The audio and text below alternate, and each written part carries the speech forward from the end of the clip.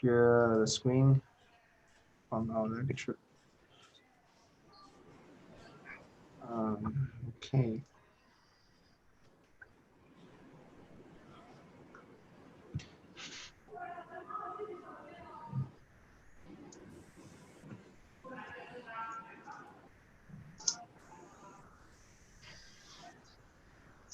Just make sure everyone is turning off the microphone, as I can still see hear some noise from. Can everyone silence your microphone? If you want to go to the YouTube, there's still a YouTube live stream that I share in the chat, and this lecture will be recorded, so you're always welcome to come back again. So everyone can see my screen at this moment. I maybe to share to the PowerPoint only. So I don't see.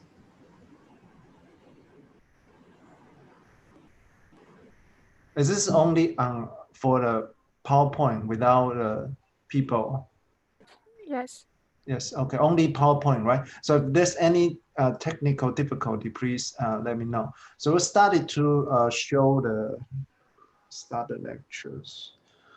Let me see if I can silence the effect of people keep coming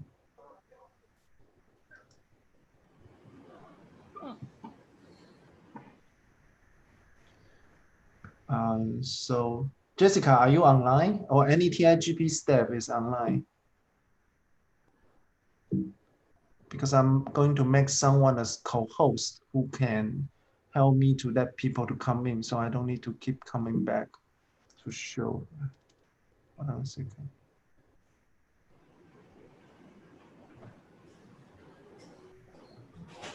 Is any TIGP staff online? MCP office, is that our, can I see if I can make you as co-host?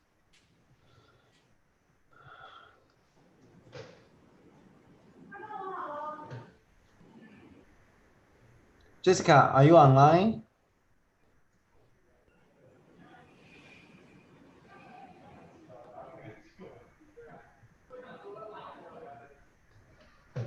Okay, that's okay. Maybe we'll still start it with.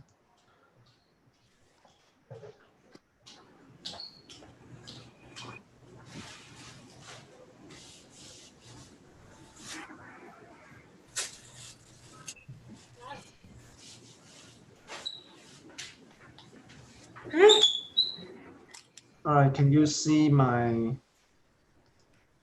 PowerPoint now? Yes. Okay, right. So we are going to sort of discuss about how the CV, how you can so the sound of the CV. I'll study to show you some of the example, and I'll show you how to the people keep coming in. And Jessica, are you online? Can I make you as a co-host so I don't need to switch to keep that people come inside?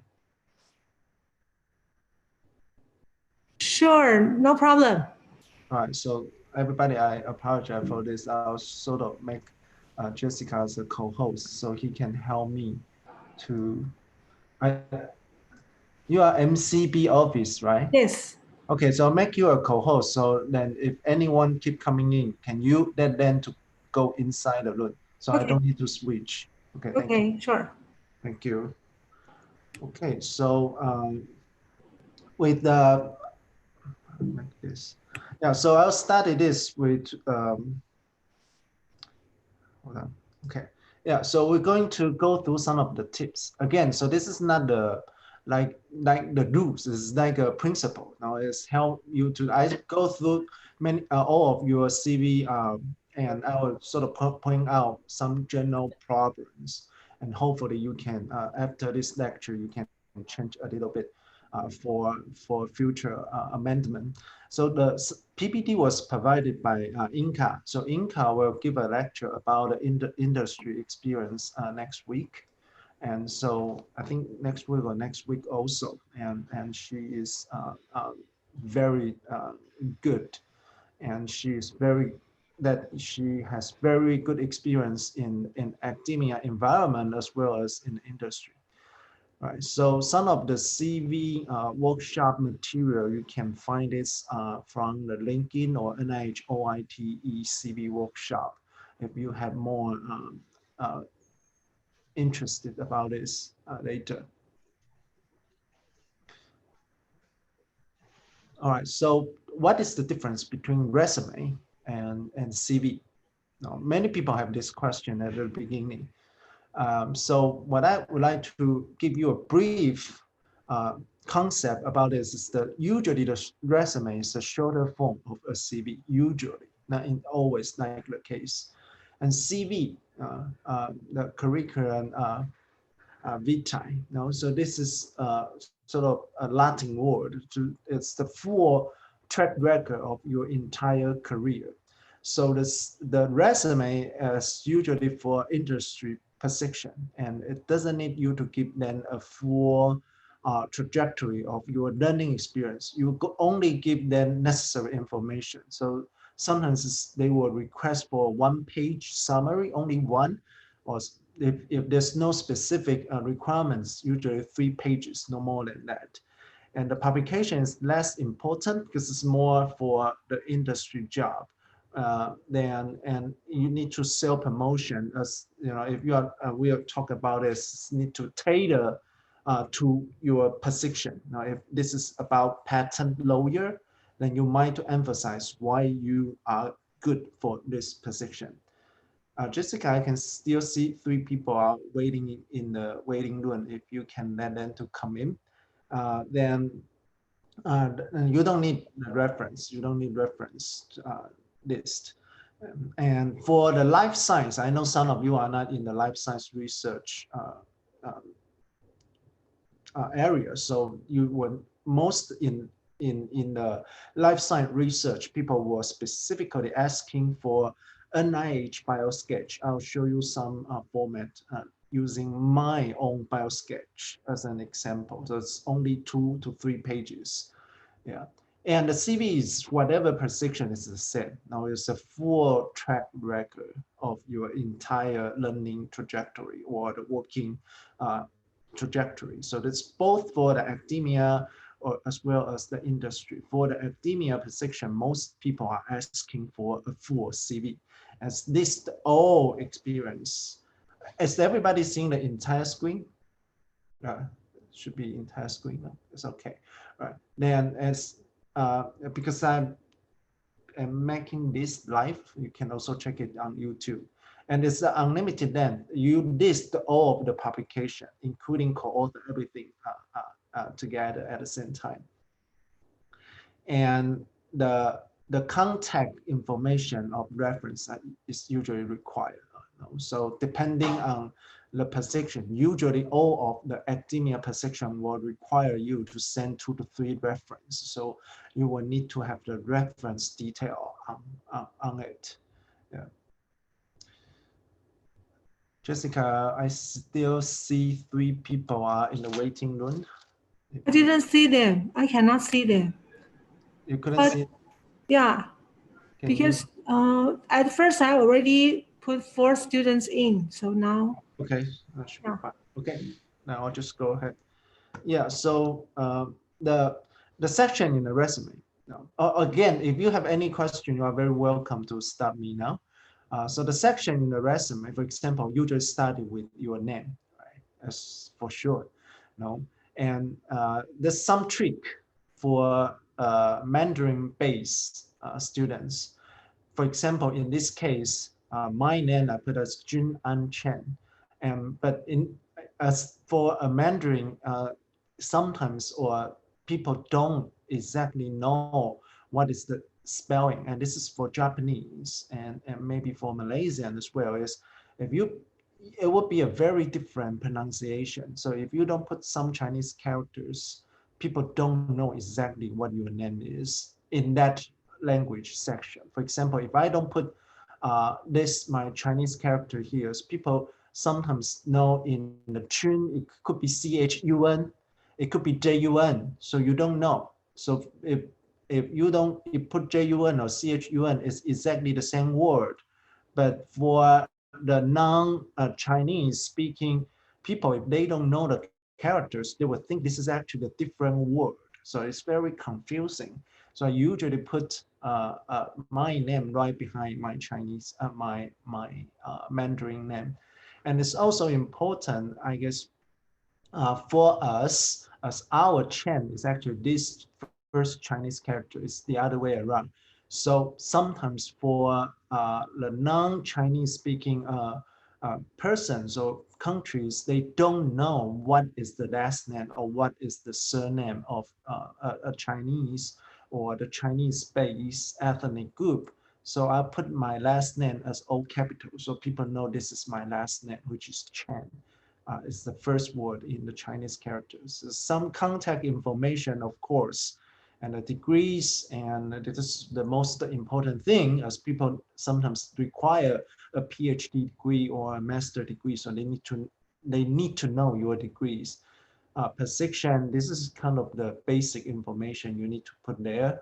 And you need to put the skill. For example, if this is asking for specifically for a bioinformatic person who are master in the Python or R language, then you need to emphasize your language, programming language label. If this is more emphasizing for a patent lawyer, and in this case, if you pass the bar, if you get some low degree, that will be important. So depending on the job position, you emphasize your skill. Language, of course, the more the better. But no, if you simply can say hi, how are you? This in or konnichiwa, no, or something like that, and that's not good to list there. You need to be fluent in that language to list there. I don't personally recommend to put hobbies or interest, but some people do. This is optional, but I don't think it's necessary. And more cases now is as so many people are using ORCID as an ID. For example, if you Google Jun-An Chen in PubMed, you will have more than 10,000 or 20,000 papers that are not from me. Of course, I wish it was my paper, but it is not. ORCID ID is ID of you, a personal ID. It's only one ID for one person. So ORCID ID will allow people to know exactly. Many of the papers, when you publish now, they require you to put your ORCID ID. Yeah, or Twitter. I know many people have Twitter account, so it becomes quite popular. And Twitter, unlike Facebook, it's actually more official or public. And sometimes put QR code for your website. More and more people are using uh, uh, cell phones, so they don't need the link. They just need the QR code, so they can know where exactly your website it is, as long as they can scan for the QR code. Is this kind of delay? Is there a delay?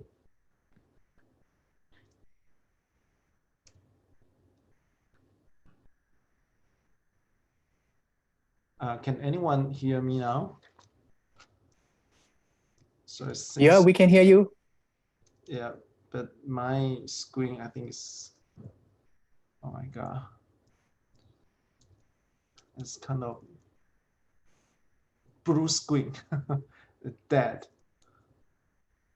Let me see if I can do anything about this.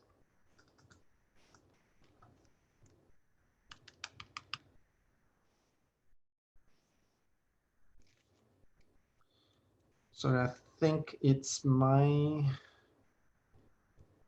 The voice is fine, but your camera just like stopped. the camera stops, but my screen couldn't move. It's entirely, Your the screen just freeze. your screen and camera, you are freeze now. Yeah, so I'm freeze. Let me see if I can go further.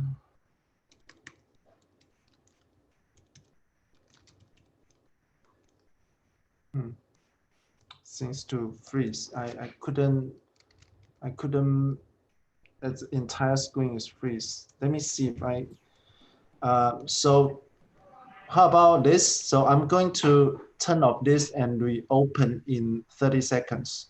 Sure. Okay, so remember to join the same link. I'll just turn it off now because it's entirely freeze.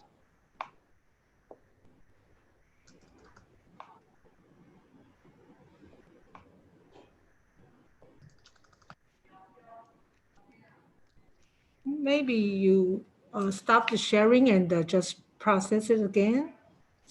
The problem is I think I couldn't move anything here. The entire screen is freeze. So you want to turn off all the meeting room first and we re-enter again?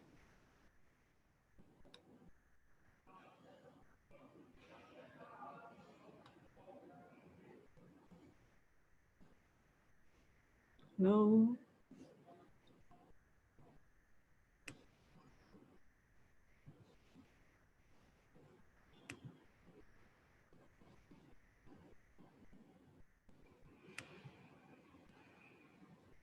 All I can do is just leaving. I cannot close.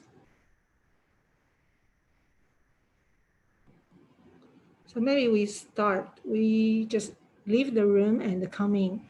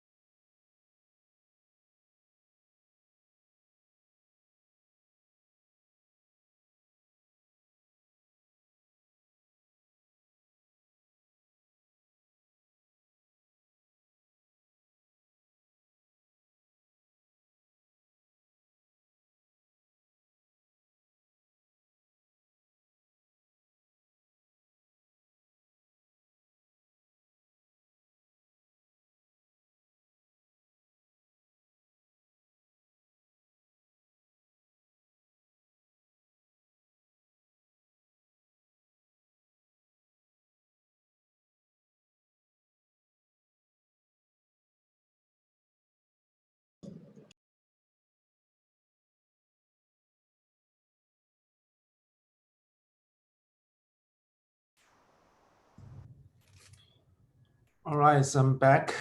Is everybody back yet? Can anyone hear me now? Yes, we can hear you now. Am I good? Yeah, you are looking Can good. anybody hear me now?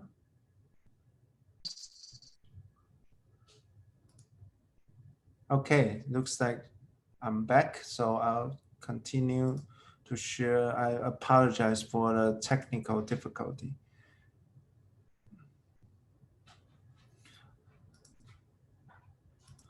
That's a bad thing of using this, but it's actually also good in terms of no, it could be recorded. People are seeing my screen now or seeing the PowerPoint.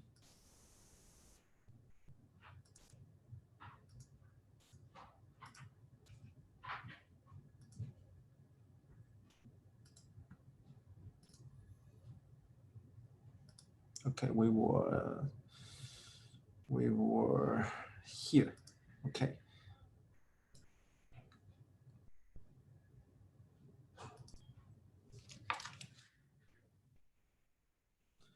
No, so just go back to, just make sure everybody hear me. No, so I'll just go back to QR code OKID ID treat. It becomes quite popular now. So I think it's actually good to put that in your CV if there's some space. And those are the things you could put your CV, but also some things I think you shouldn't put in your CV or resume. No, in this case, is the experience relevant to your ability to do the job. Let me take an example. If you are looking for a teaching position, the people are very looking for into your tutor experience, that your experience in teaching students, something like that. Then if you put a lot of the information like I'm a good swimmer. That's no link. No, I don't need you to be a good swimmer, although it will be good if you are a good swimmer, but you don't need to be a good swimmer to join this job competition, right? So experience that irrelevant to your ability, I think you shouldn't put there. And that's also personal information. This is pretty much US exclusive. In the future, if you are looking for the position in the US, remember in your resume and your CV, don't put gender, nationality, date of birth, your ethnic group, and your photo, because any employer couldn't hire a person based on this bias.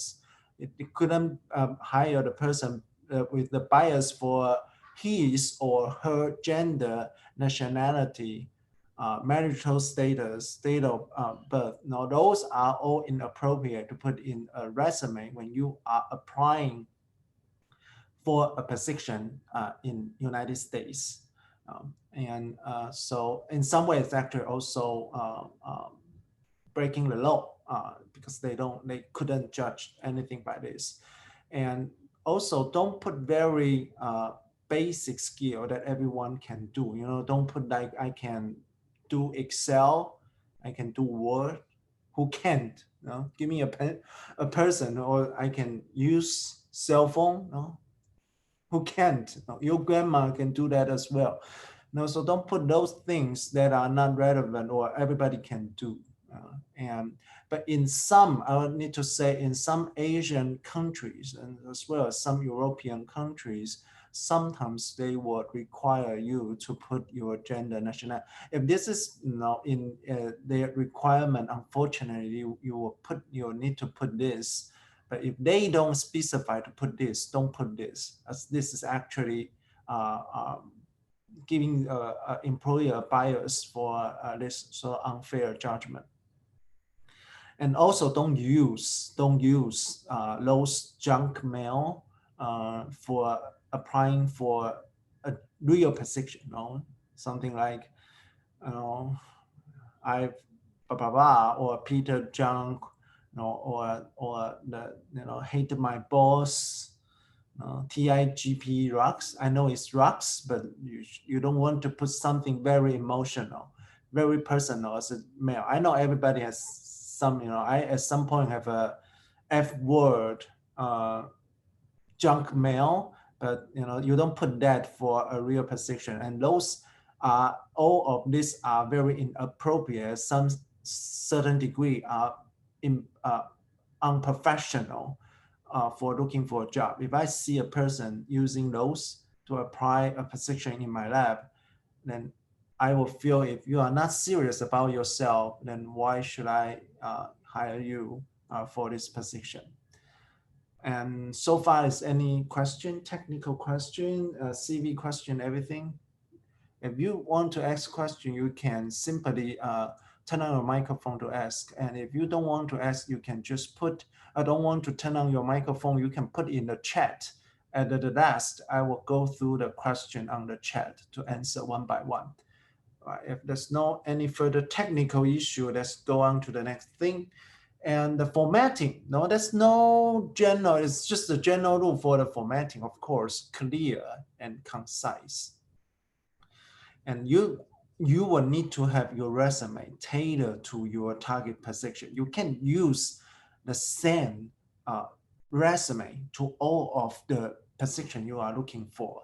For example, if you are looking for an editor, the requirement is going to be very different for looking for a patent lawyer, as this is an entirely different thing. So if you have a law degree, you have anything that is more relevant to the law or patent law, or your experience as an intern in a patent office. The same as an editor, if you join some certain of consulting group that you then, or you have some online certification as an editor experience, things like that, that's going to help. So depending on your job, or you shouldn't send the same resume to all different position. Industry is going to be different. I'll show you some of my CV later. Is for a college-based university, or for the research research-based institutions such as Academia Sinica, the requirement is going to be entirely different, and the focus is also going to be slightly different. For a college or a teaching college, they wanted to know whether you can teach or not. No, remember, a good professor who can teach doesn't mean he or she does good research, and vice versa. A good researcher doesn't mean that he or she is a good teacher. No, of course, it could be the best. They are good at the both. And that's why most of the lectures you take in the Academia Sinica are not that great, because we are more interested in doing research instead of doing teaching. Of course, I'm interested in doing teaching, or I wouldn't give this lecture here. But again, so looking for a different position, you need to have a different resume. This is one biggest problem for most of the CV you send it to me. Very inconsistent fonts. Sometimes it's 10, sometimes 12, sometimes larger, sometimes bold, sometimes underline. No, for all of the title, of course, going to be the same. So what I mean inconsistent is not you need to use everything exactly the same in the CV. That is actually not good, but you will need to, for example, for the position, for the diploma or everything with the bigger font, but that need to be the same font. So people know what is the section I'm looking into. And this is a small things, but makes people to have good feeling. You are serious and you are very clear. You are very through. You are not very messed up. You are not very messy. So you actually, this is going to be a good line. So if it is italic in certain fonts, then everything in that type of the position or the item should be italic. So this then combined with the emphasis. Then there's also a general problem for many of you is the font are so tiny without any space, very compact. So makes people difficult to go between the lines. When you think about a human resource department, if they are getting more than 200 CV coming in to apply for a position, if we just have a meeting, they'll go through this with 30 minutes. Each people is only going to take 1 minute to go through. And in that minute, people will decide immediately who can come for interview and who cannot. And if your CV and your phone, although you have very nice track record, yet it is too compact, making age people like me have difficult time to know, I don't know, it's too small, then you are lost, you are lost in your, losing your opportunity, right? And that's the other way around. Some people are writing a CV with very compact font. And some of you are actually writing a too exaggerated space. There's only 3 information in 1 page. And each line is with the 5 lines separated. It's too exaggerated. It's sort of meaning that you don't have any track record at all. So you wanted to fill 1 page, but with a lot of space. That's not good either. And remember, there's some cases, is mostly, depending if your CV requires you to with the chronological order, then you do that. But 90 to 95% is with the reverse chronological order, meaning that you put the most recent thing on top. For example, it's from 2019 to present, working as a TIGP student in Academia Sinica under supervision of blah, blah, blah, right? So you put the most update thing as the most important information. But again, if your CV requires you to put in chronological order, then you put that instead of, you need to follow what people tell you to do in that format. But if people don't ask you for a specific format, mostly 90 to 95% are in the reverse chronological order. Line update and align the tables. You don't want it, this is my position, and next is, it's sort of kind of like a snake shape of the CV. You wanted to align everything together with a certain format. And there's also a lot of typos from your CV, you need to ask people to proofread for you. If you are serious about this job, you need to serious about your CV. All right, so if you have a lot of typos, it's the same when you send your thesis and your manuscript. If you're sending out, there are a lot of typos. Then how, if you are not even paying attention to this, how could I make sure you will pay attention to a serious job or for a manuscript or for your study? So a lot of typos are a sign of a mess up people. Yeah, so don't send a CV out without any proofreading. Ask your friend, usually, don't ask your little brother to check it for you, ask more a senior person who are working for a while, so they know what exactly they wanted to see. They will give you some idea. So many of those things are the common stuff that I spotted from your CV. I think mostly are the inconsistent font, too compact or too much space, or the wrong order, or it doesn't line up, or a lot of typo. Those are what I saw from your CVs. So far, so good. Any questions? Okay, so this is an example. Now I say, so this is kind of, you wanted to put, if this is everything here with the head, with the underline, then it should be consistent with all of that. Now, if this is all capital, then the following will need all be capital in this section. Now, if you are putting this as a bold, then it's going to be the bold font. Now, if you are putting this degree in the italic, then everything needs to be italic, and everything is going to be the same. And the information needs to be 100% accurate. If you are not graduating yet, and you are expecting to graduate, then you put expected instead of putting the real time. Expected, people know you are expected, but not necessary. But don't exaggerate. If you are going to graduate in 2020, don't put 2015 expected, because that's too much. And if the CV doesn't reflect your real trajectory, it's the best sign of plagiarism or mess up people. And same for the skills. If this is more like biology, if you're putting molecular, everything. So making the font and the style consistent. Emphasize on the skill. So that's one thing. So what we say is the basic concept. Now we are going to improve your trajectory. You can only improve your trajectory by your real experience and your diploma. There's no other way for you to improve that simply on CV. For example, if you are not an MIT student, you couldn't put there as an MIT. What I say, emphasize skill to improve your trajectories based on the fact, but writing it as more engagement to your employer or the human resource. For example, you emphasize some of your programming. If you keep seeing I write programming things here is, no matter what field you are in, programming now is always a plus. For whatever job you are looking for. We are stepping into an AI field.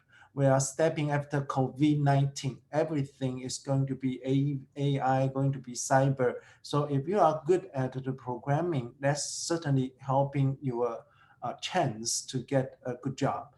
Or the communication skill, writing, publishing, presentation. This is especially important for academia position, as a presentation and publishing are pretty much the things you are looking for. And if you are looking for a manager position, then you need to emphasize your leadership.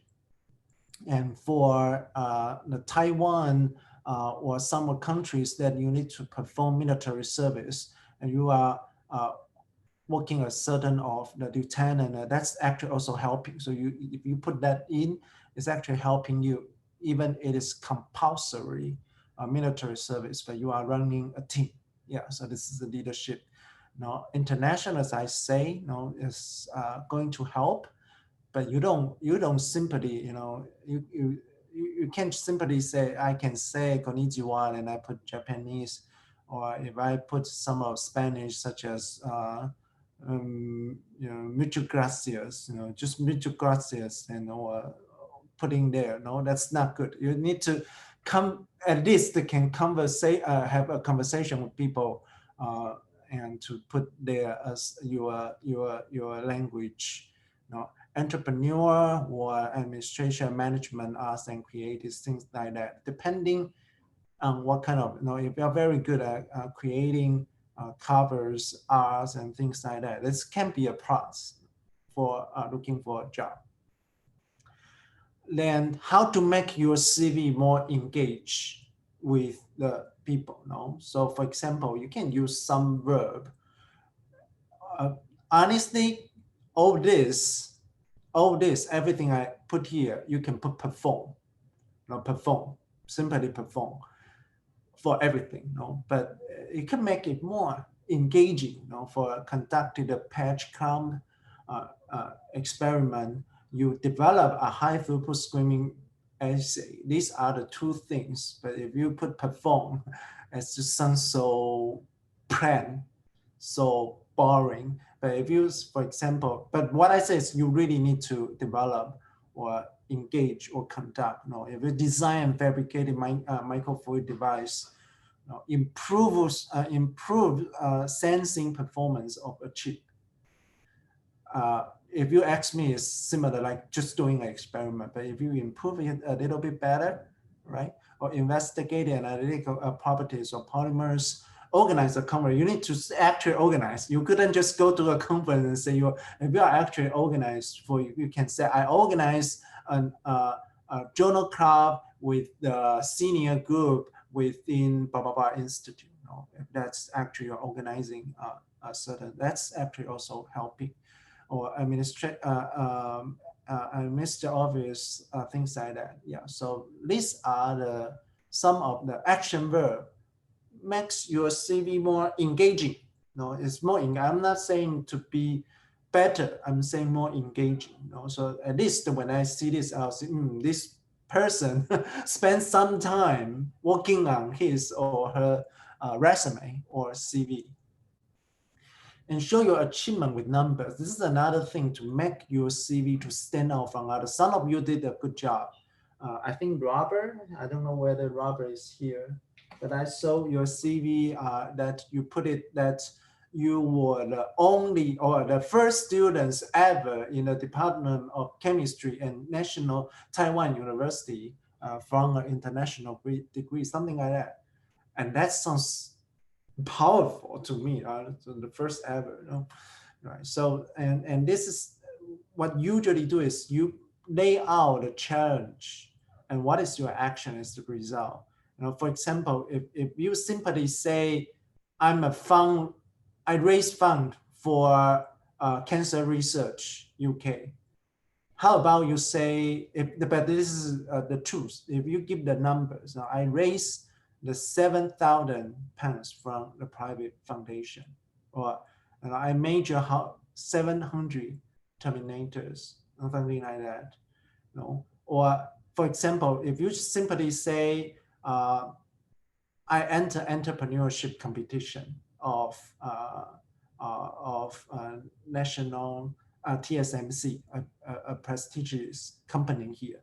But if you say lead the team to become the finalist in the 100K entrepreneurship competition, and you end up the 6th out of 75 teams, does that give you a much better impression? What kind of level you are comparing, and what kind of, if you simply say I'm number 1 in the senior group of TIGP in MCB, but what if the TIGP MCB senior student only have 1 in 3? What does that mean? It's not impressive at all, right? So you need to give your audience certain of the information. This is exactly when I write a reference for my people. I will say, this is my great pleasure to write this reference with blah, blah, blah, blah, blah, compare to the 200 graduate students in our institute, I think Mr. blah, blah, blah is certainly above the top 5%. No, does that say something? Let's say among 200 students, this students is above top 5%, which is within the 10. No, it's 10 out of 200, the same thing, right? So it's kind of, no, so it's top 5%, right? So just sort of giving the audience, or sometimes I would say from 20 students I mentor, blah, blah, blah is the number one in my opinion of all these students. No, I also received a CV before that. This is when I served in our faculty searching committee. I saw a very famous, well-recognized PI, and she wrote it a CV, a reference data for the candidates among 200 postdoc I mentored before, and 90% of them become PI. And blah, blah, blah is the top number one I ever mentored. If you receive a reference data like that, you would die to recruit this person, right? Of course, no, but if there's no any information like this, it becomes very difficult to judge whether you are good or not, right? Example and exercise, no, I was just speaking to show. So before we sort of show some CV, there's any question? I see some question coming in. Do I need to answer? All right, don't worry about it. You feel your CV, nobody got their CV super strong at the beginning. And at the same time, if your trajectory is as good as, let's say, as people who already got a Nobel Prize, you don't need a CV, right? So we are all sort of mediocre person. We're here to make sure you can make your CV outstanding. And the only trick is you work hard to fulfill your trajectory instead of working on your CV all the time, but don't work out or don't go to college. Now you need to do that, but at the same time to keep your CV. I'll show you, don't worry, I'll show some of mine as an example. Nobody comes the first day has a good CV, so don't feel bad about it. Yeah. All right, it doesn't seem to have any questions so far. Should I continue to, we can work on the CV a little bit? Good for everyone? Okay, so let's take this as an example. We begin to work a little bit, no? So this is not the real person, no, don't worry about it. This is just a fabricated CV. And this is a CV with Jennifer. You see, she put Jennifer here, and in addition, if, for example, if your name is Avadi or your name is Sherry Lau, no, you still want to put your first name. So, and at the same time, and so here, address here. So this is her education and the diploma she get and the time. I guess you already noticed something, no? If you notice something, that's good, meaning that you are learning something here. So this is her CV, her research experience, her mentor with the time, some of the experience she is working on the chemotactics in C. elegans, dynamics, and she collaborated with many of the people, including people who are doing physics engineering. That's great. That's resulted in a publication in Nature. Wow, that's good. No, go first. No, 3 conference presentation, blah, blah, blah. And 2015 MCB department retreat t-shirt and program cover, good, exciting. Received National Science Foundation graduate student, very wow, landmark. No, this students is epic, seriously, epic. No, even she has the best writing CV, I will recruit her as her trajectory is good. So as I say, you need to work harder to fulfill your CV instead of working on CV. So this is the other way around. But now even this student has such beautiful trajectory, she can make her CV even better. Maybe she can, originally, this can find a good postdoc in Academia Sinica, but with an improved CV, maybe she can find a job in Google or in Novartis or in Harvard, right? Well, this is the real person, Stephen McKnight, blah, blah, blah, with the timing and summer internship, continue to publish in Cell, wow, conference abstract, and those are her thesis, BS thesis, and no, this is a very, very impressive student, but this is not a very satisfying CV format. How can we make it better? How can we make it better? I guess many of you already have, if you have certain idea in your mind, meaning that you done something here. But if you have no idea at all, if you think, wow, this is good, no, you don't need to input everything. This is perfect. Then I guess maybe we are wasting our time here. No, but I believe most of you already have some idea. Let's go to see how we can make it better. Ready to go? Everybody ready to go? To see Yes. how we can make it better? Yes. Okay, so let's see.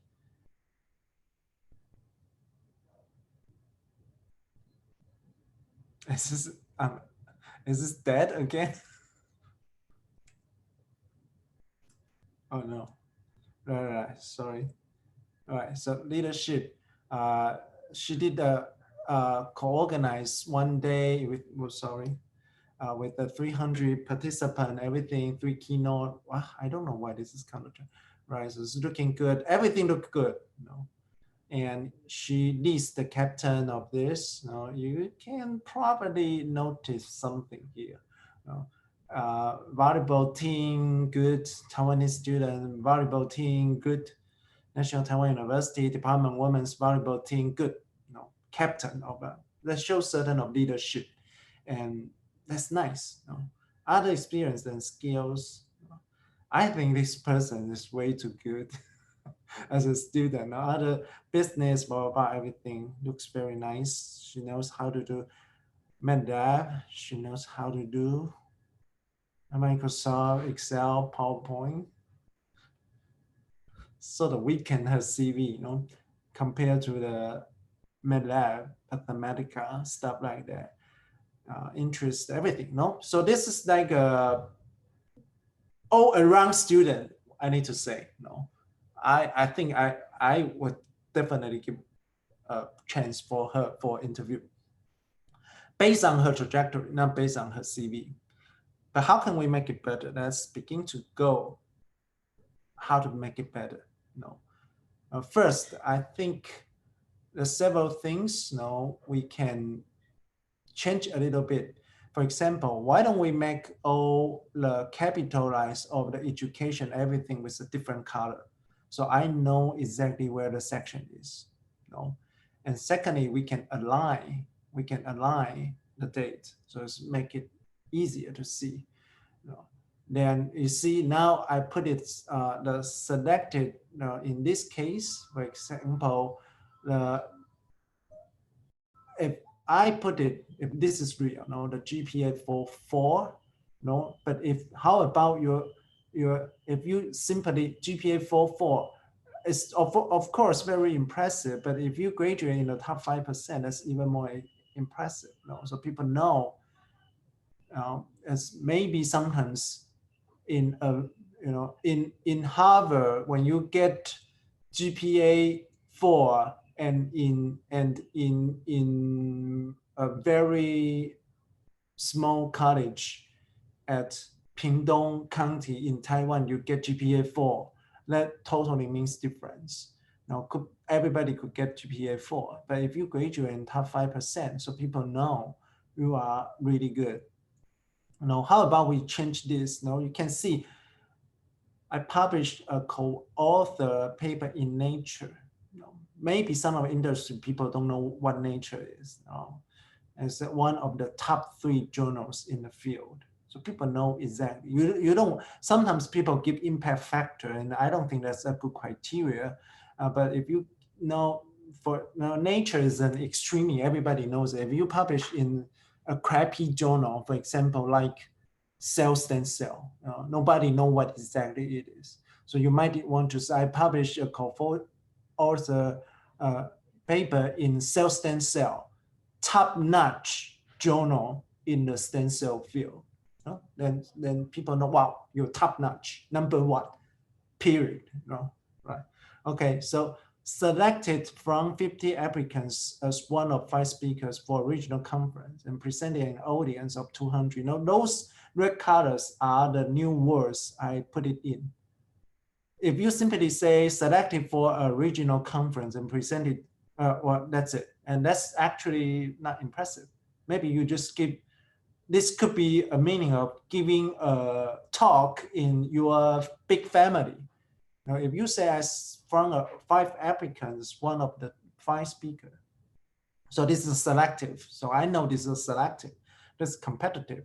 And the audience of 200. So I know this is more than, it's not just giving to a small community in your family or to your friends. It's a big group. And you can say closely collaborating with 4 colleagues from physics. But before we just closely collaborating, suggesting it's not superficial collaboration. We are talking to each other each week. It's kind of closely collaborating. So I know you are a person that are very collaborative, which a personality, I like it a lot.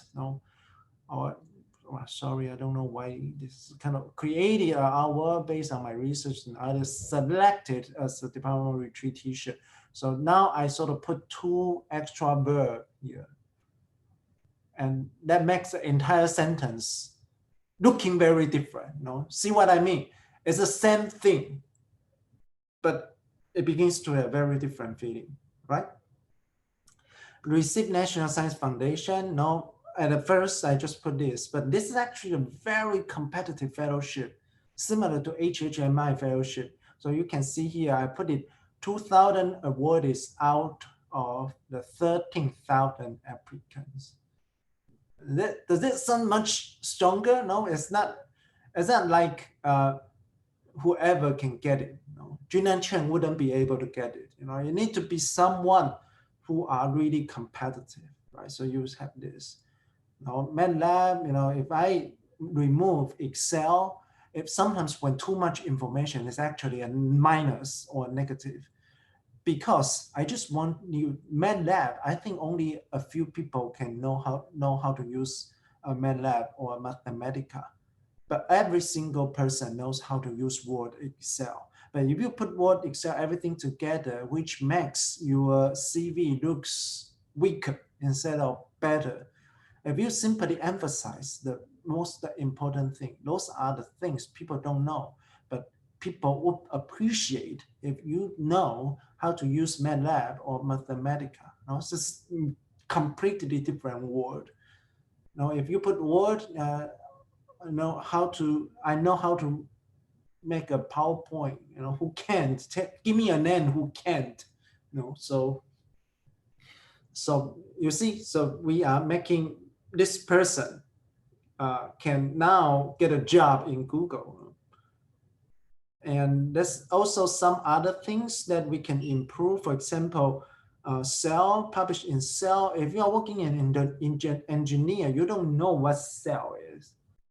When you go to Cell, everybody get a Cell. Who? You get a Cell alert from the nation. If you go to a place that is full of people, too crowded, they give you a Cell alert. So, I don't care what Cell it is. So Cell turned out to be one of the top 3 journals in the field. If that's give people certain idea. And for example, this also with the awarded research grant, you can list the percentage. And again, you can see here the selected award first prize in blah, blah, blah is 200 or 20,000. It's the same idea, it gives you certain. I don't know if Robert is online. Is it Robert? Let's say see some CV. It's pretty good. I think it should be Robert, that using this skill quite good. He doesn't need to come to this lecture. Leadership, you can see in this case is I say did 20 people to organize 1.5 days symposium with 300 participants. 3 keynote, blah, blah, blah. Now, everything of this is just making the entire thing looks more professional. But don't overdo it. Now I'm just giving you an example. You don't need to do everything. Sometimes when it is not so impressive, you don't need to emphasize it. Only emphasize when it is very, very impressive, and don't emphasize on every single sentence. That makes people to think you are very inconfident. Why do you need to emphasize this all the time? You just need to emphasize when it needs this information. That's why I say when you give this to a more senior or more experienced person, they will give you idea. And this is, for example, 90%, blah, blah, blah. No, this is just all example to make you to know how to write it, your CV or resume in a more impressive way. Now, I put this not entirely necessary for academia job. No, this is kind of lead a team from qualify for playoff to second place, blah, blah, blah. Now, if you are, this is captain or you're good being a captain of volleyball team and win the national prize, of course, it's definitely a plus. That shows you have good leadership and you are nice of organizing a team for a very competitive field. Then so Rob is online, okay. And so then in these cases, it's actually good, but depending on, so I'll show my academia CV. For academia CV, I don't emphasize this. If you emphasize this, I think that your research ability is weak, or why do you need to emphasize so much? That's why I say you need to tailor on what kind of job you are looking for. Let me see. Okay, so other experience. So this kind of took out unnecessary information. For example, she put, whoops, sorry for this, English, Mandarin, Chinese. If you are, for example, I know you are Chinese. I know you are Taiwanese. You are almost 100% guaranteed to know how to speak Chinese, Mandarin. And why do you need to emphasize here? No. For example, if you are looking for a Taiwanese company, of course, if you are an international employer, people like Rob, if you emphasize his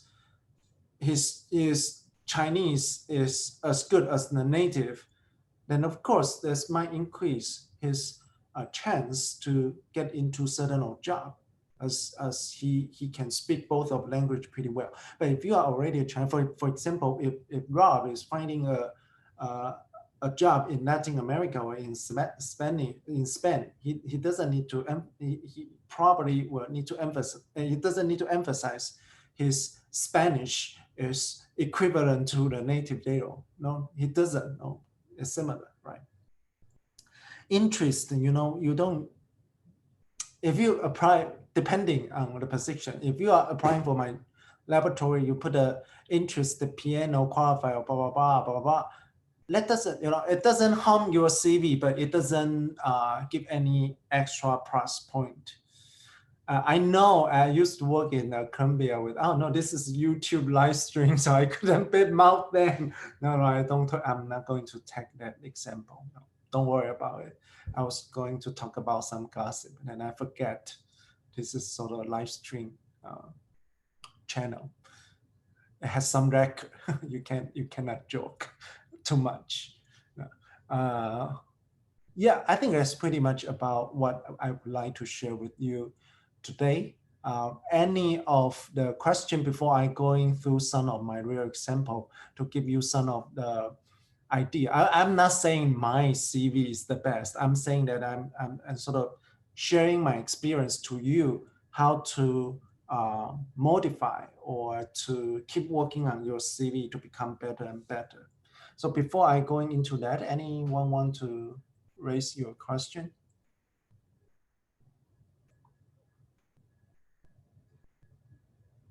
Is good?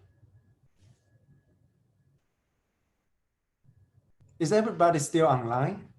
Hopefully. Let me check. That's also the bad thing of using this. Sometimes you don't know if people is online. Oh, I see some response. Good. That's nice. Right. So I begin to show my CV if that works for you. Okay.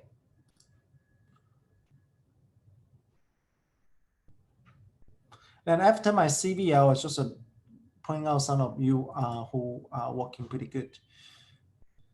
I'll show you first here. Now I show you.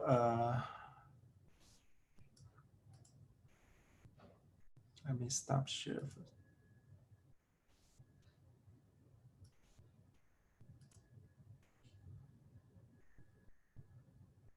Are you seeing my desktop now? Hopefully, right?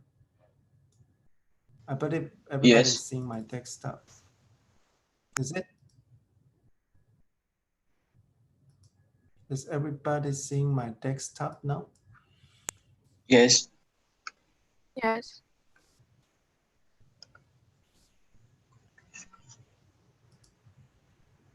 Yes? Okay. So you can see my CV organized in several different, some are template, academia CV, academic CV, industry, NIH BioSketch, resume, teaching CV. So as I say, depending on your job, you need to organize your CV. I'll show you my most updated CV. So this is a full entire CV with the information, and this is the PDF format. Now, I don't like to put my gender information as well as the date of birth or marital status, everything like that. I don't put that. I only put my name, my email, my working address, my official website here. Sorry, am I sharing my screen? It doesn't seem to be the case. That should be. Yeah, okay. Let me see. Okay. So if I'm not sharing my screen, just let me know because I'm using the two screen. The other screen is for the live stream. Yeah, so this is putting my own information. I have my OGIT ID, my lab website, my official Twitter account. I also put a QR code. For example, if people see that, they can quickly screen it to know more information, right? Then you can begin to see all of my my major sections are segregated with this color, with the purple colors, with capital, with the same format, with the underline. So we know this is the same format, same section. I put it this as some space that's a little bit okay, not is compact to my definitions, not too compact and not too spaced out. So it's kind of, my degree, my master degree, as well as my uh, uh, my BSc degree, and what is so that your diploma, your education, and your career are separated. I put it this who is where I work and what is where it is. So I was showing the country and the university where I worked before. You want to put your professional honors and recognition. So I'll put some of my professional honors and recognition. And sometimes if you are writing for example, my CV are 90% going to be seen by, is this a screen lag? Screen lag is this a best screen lag? You don't see my screen? We do see your screen. So some people, oh, I know why. This is why my internet is connected, my wireless is connected to outside from my office, and that's why it is lagging. I switched to my office wireless to see whether it's going to work better. Is this better now? Yes. Do you still see some lag, or it is better? All right. Okay, so can everybody see my screen is moving or it is still lagging? Moving. Hopefully I switch to the internet inside my office would be better. Can somebody tell me, give me some feedback? Still lagging?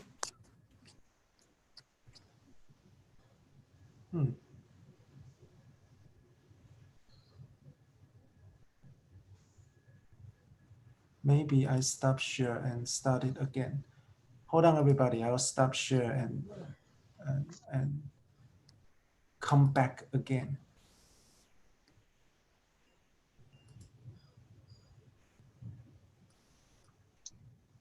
Is it working now? Can you see my screen is moving?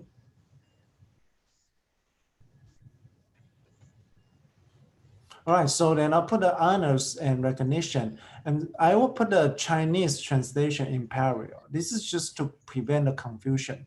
I give you an example. Somebody will see grant as award, but not everybody agree a grant is an award. So for a grant and the English translation, then it becomes a little bit confusing. So I put the name of the Chinese or the English. It could be in your mother language as well. If you are talking in Spanish, Russian, Indian, or Hindi, or different language, then if you put an English name and it is not a well-recognized translation, or it's not all people think this is the same translation, you might want it to translate a little bit, just in case people get confused. You know, if somebody think you are actually cheating, then that's problematic, right? So you put a different name. You know, so I put a sentence so you can see all of my ears are lying okay here, right? Then you can see this is kind of together. Is the screen is still lagging? Asking everybody. Should be much better, right? Hopefully, yeah. Yeah, so then this some, you know, you see everything is lying together. Then with this, now I'll put some invited conference talks, and everything that is international, I'll highlight the country with different contexts. So China, Taiwan, different countries. I guess I'm going, this is YouTube live. Chinese are not able to see that. If I put it as a different color, they might be quite angry about this. But we are using YouTube. They couldn't see it.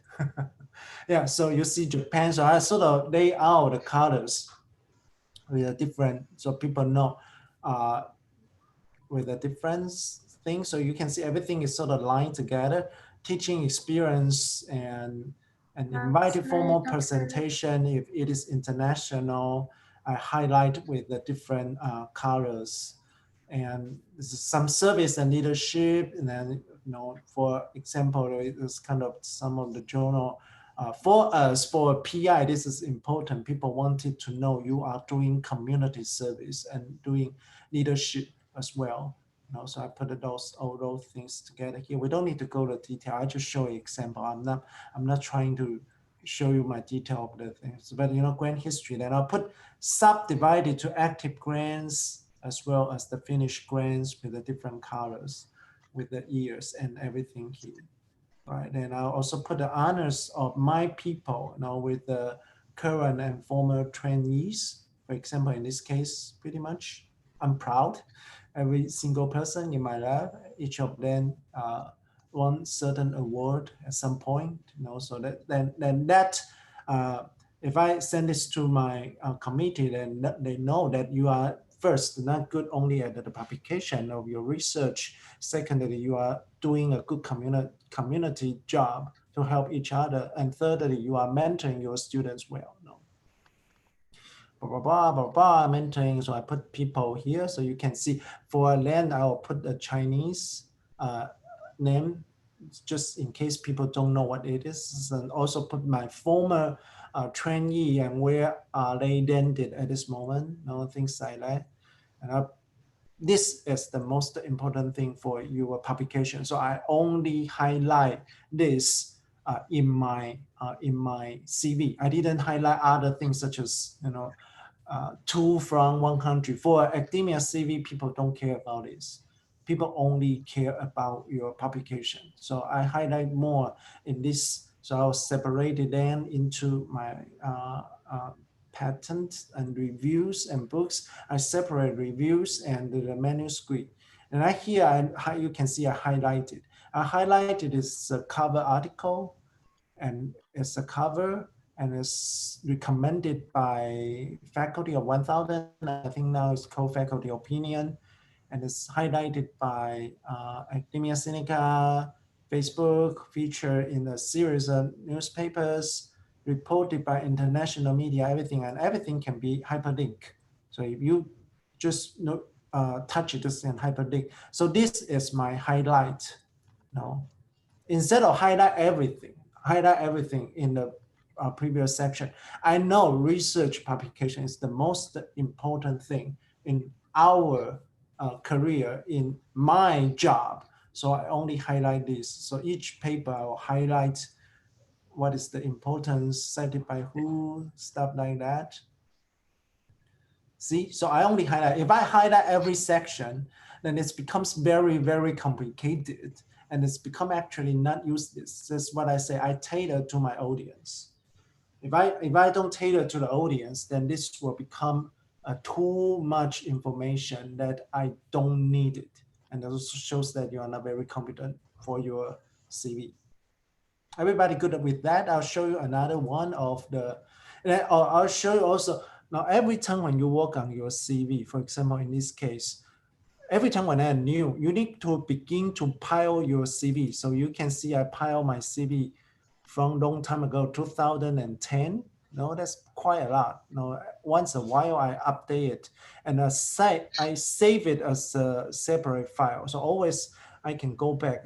Let's quickly see how bad on my CV before. So that's why I say it's not, Rome was not built in one single day. So sometimes you'll see, you can go back to see your CV and to see,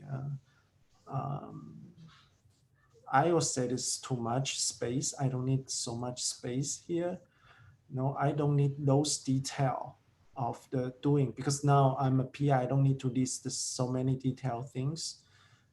As peer review publication, stuff like that. But it looks, compared to the ones I show you, do you feel that the fonts first is not as good as the font I show you, because there's no clear section with the different colors? And secondly is every single font is the same. And thirdly is too much space in between. And thirdly, I don't need those information. And finally is, this is almost kind of like I wouldn't like to go through, for example, I don't list my conference abstract anymore, as the publication is much more important in this case. Then, so I save all of them together. Once a while, if I change a new format, for example, here I begin to have new trainee, then I'll put a trainee here. Right. Then I'll show you, so I just show you the PDF file, but how about, so this is my CV as a Word file. Is everybody still seeing? I assume. Is it still lagging? Yes. Are you seeing my Word format or CV at this moment? Yes. Yes, but the screen is still lagging. I don't see anyone is responding or anyone is seeing anything. Should I continue? I guess, okay, I see, yes, great. Yeah, so you can see I use the table format, but I don't make the lines to be solid. I see many of you to use table, similar like what I did. It's easier to align your text, but at the same time, you want to make them transparent. You don't want it to make as a solid line. A CV as a solid line is very ugly. It's not, I don't say it's wrong, I say it's ugly. Now, if you put in everything with the, but with the line here, it's easier for me to align. So I know where exactly the line, so everything can be aligned, and the consistent format, consistent font, and stuff like that. No? So this is sort of my CV. But I don't put the solid line there. So that's why, so in the end, when I send people, I will send a PDF. As the Word format can sometimes go worry between PC or Mac, right? So I send PDF, but I did here. And how about, I quickly just show you an NIH BioSketch. The NIH BioSketch has their format. It's not as much information as what you will see in should maybe show the PDF file. Also, so every life science researcher, you will need to have your BioSketch. When you want to give a talk, when you go to a conference, you don't give people a CV, you give people your BioSketch, because they don't need to know how many students you have. They don't need to know how many students you mentor. And they also don't need to know,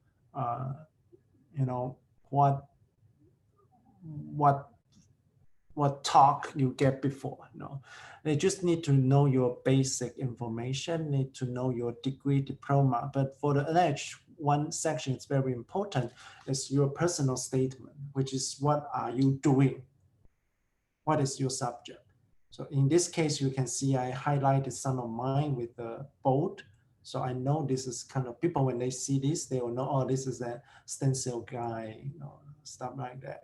I showed a position in employment, honors, and price, which is sort of for every single resume. Service and leadership, and pattern only shows information.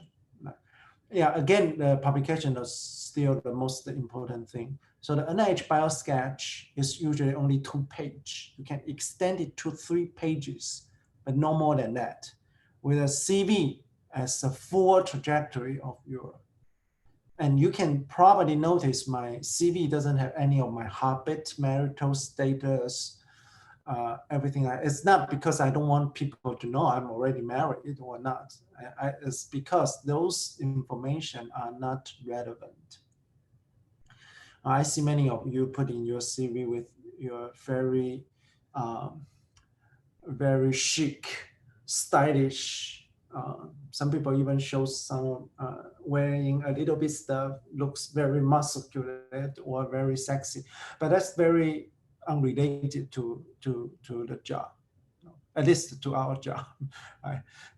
That's pretty much of my stuff as an example, and then I'll begin to maybe sort of name some of the CV, which is well. So the CV will be sent back to Jessica. I write down some comments on your CV for all of you. And in theory, you can go back to revise your CV again by yourself. You can send a revised CV back to Jessica again, based on some of the criteria you learned from me today. And I'll begin to name some people who are doing pretty good job. Gong Ping Rui. So this is a very good layout. I think every single detail is similar to what I told you in the lecture today. It's a very professional, nice CV. Good job, Gong Ping Rui. Hopefully I pronounced your name well. And Rakesh Kukani, Rakesh Kukani is also a good layout.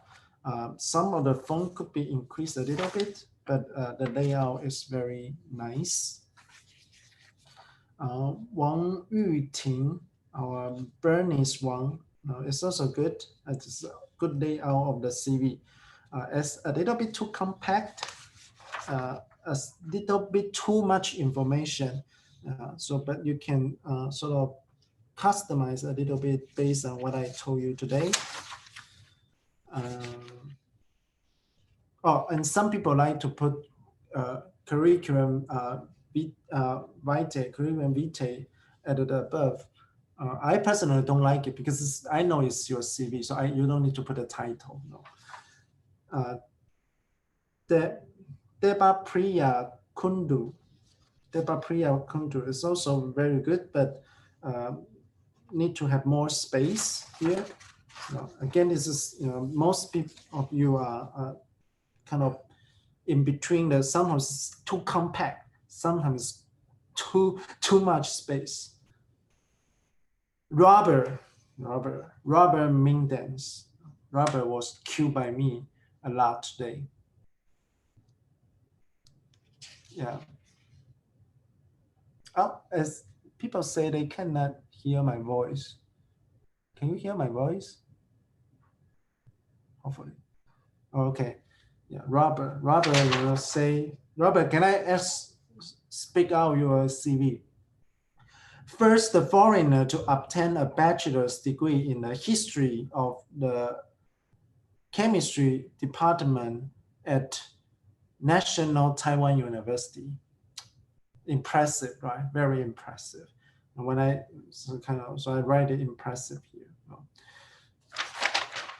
He Qiang, Xu Heqiang is good layout, although I think maybe too colorful a little bit. Maybe you don't need to so much color here. Wang Liqing. No, again, you see your in theory should be Liqing Wang or Wang Liqing. So if you put it this without your Chinese name, for a non-Chinese speaking people, they don't know whether Wang is your last name or your surname, right? So that could be confusing. And it's also a good layout, although I think there's too many italic for one person, I think. Laura Ainali, sorry if I pronounce your name wrong because I couldn't speak Russian. But I know how to say thank you. Spasiba in Russian.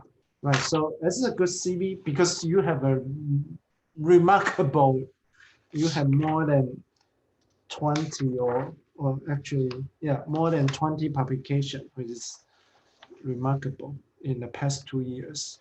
Yeah, but your CV is, you have really good trajectory. But I think you put too much personal information on your first page. We don't need to know exactly the detail of those. And supposedly, if you are releasing this, it might be dangerous. Some people might use as an information to come back to fish your background.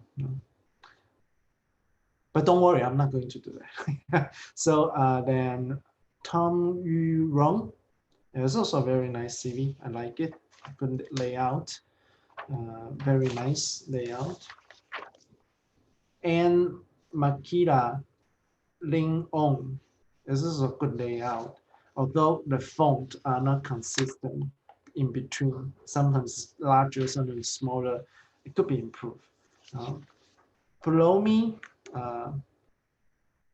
is also doing a good job. This is a very nice separation with the individual section. It's also a very nice example. You can ask some of your friends to show that, because I couldn't show their CV because involved for the personal information. I just simply, if you know the names I asked you, you can ask them whether they can share with you and maybe to see how could you improve. Priya Naka also did a good job, although in the education, you start your your degree as a table. No, I personally don't like putting the solid line in the table. No. That's also good. The rest of people, I lay out some of you are actually doing a very bad job. Some of you are okay, could be improved. Yeah, so by putting all of those information, and you can revise a little bit by yourself. That's pretty much about it. Any question you want to bring out?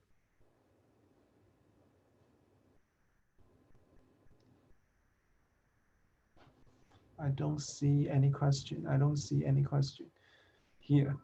Pretty much all personal information. Any question you want to bring out?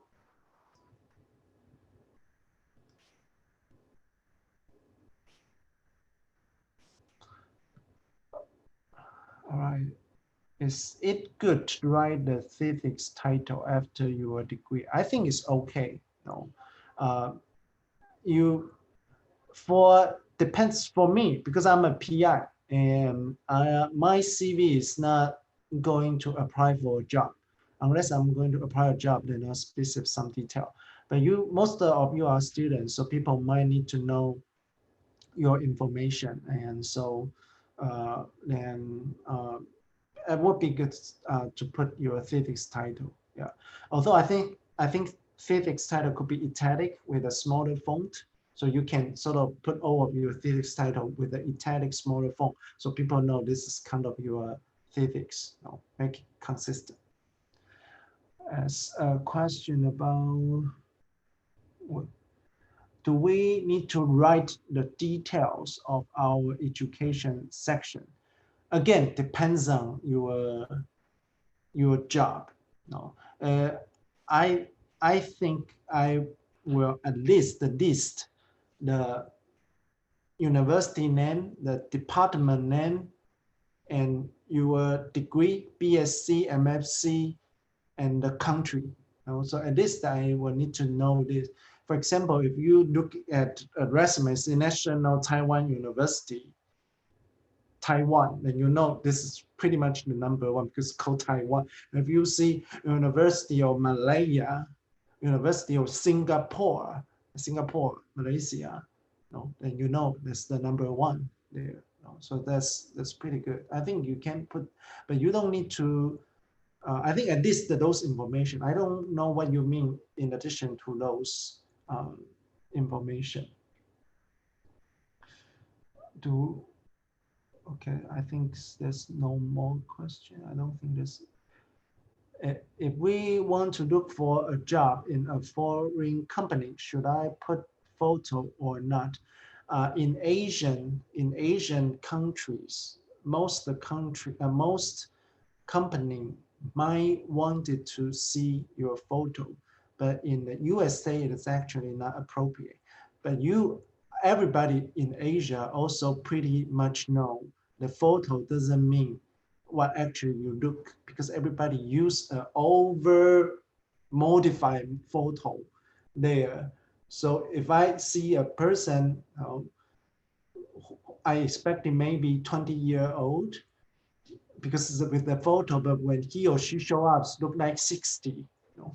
Although again, I shouldn't judge a age by a person, but that give you employer a huge impression difference. What we in the neuroscience called prediction error. So I have a certain image, you should be like that, but turn out it's not. I won't say it's bad, but there will be some prediction error, that will illusion my judgment. But I won't say I should. I don't think any employer should do that. But depending on the job, many of the Asian countries require you to have your marital status as well as your gender. I won't say that's good. At least in my job, I never ask for that. But you can decide it by yourself. And they shouldn't ask for this anyway. If a company asking for this, don't go.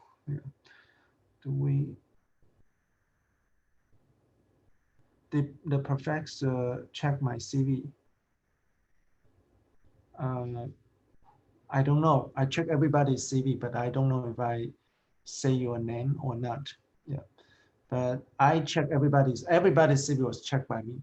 I only lay out some big direction, and you can see my some of the tips I gave to you. You can change it by yourself.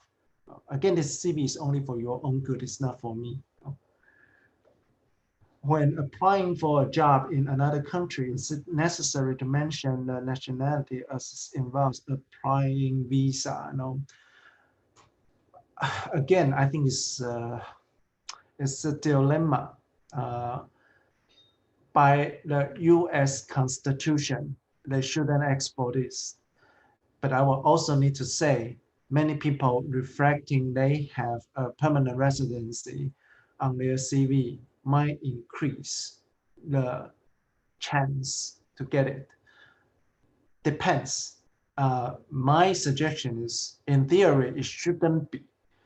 But if you do have a permanent residency or a passport for that country, if you put on your CV, that does in some way improve your chance for interview. Yet, if you don't have, that doesn't mean that you're not going to have this opportunity to get it. So also depending on your employer, my suggestion is if you do have, it doesn't hurt if you put it. Yeah.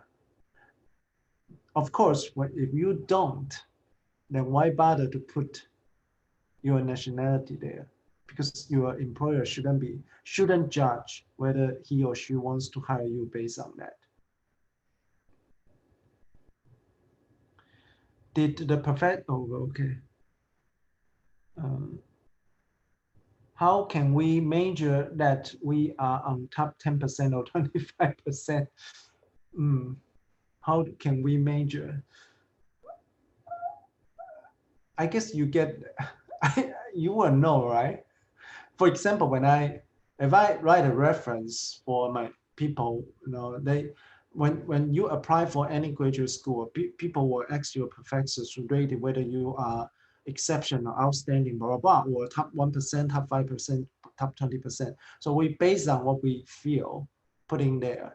But for yourself, if you want to put there, you need to have a real record. For example, if your transcript reflect that, then that's it. If you are, for example, number 1, number 2, number 3 in your rated number 1, number 2, number 3 in your class, then you have maybe 50%. Then you know your percentage, you know your, but if you don't have those information, of course, you don't need to put, it doesn't need to put, right? And don't overrate it yourself or overinterpret it. If you don't have those information, don't put it there. I think the number criteria in your CV and resume is 100% accurate. Now you shouldn't so oversell or even lie to your employer about the real status of your trajectory. No more question already, I guess. All right, so thank you for joining. I apologize for the technical difficulty. I think this is the first time when I have the line that has some technical difficulty,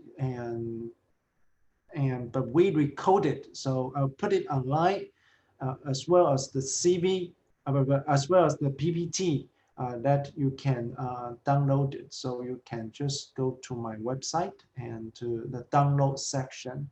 I haven't put it today, so after all the video was recorded and everything, then I will upload it and send information to Jessica, and I believe she will send it to everyone.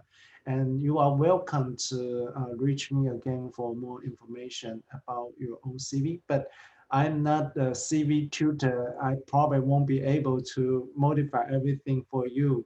You need to do that by yourself. I just give you some criteria. All right, I hope everybody can find the best. Sorry, that's a question. Okay, when do you need to? That's just before the semester ends. You don't need to give me immediately. Yeah, and so it's Yeah, we will provide a slide. Don't worry about it. So I hope everybody stay healthy. I don't know how many people get infected today. Hopefully we have 5-0 and continue to have zeros. And everybody stay healthy until we see each other next time. Great. And see you next time. And thank you for participation. See you, everybody. Bye.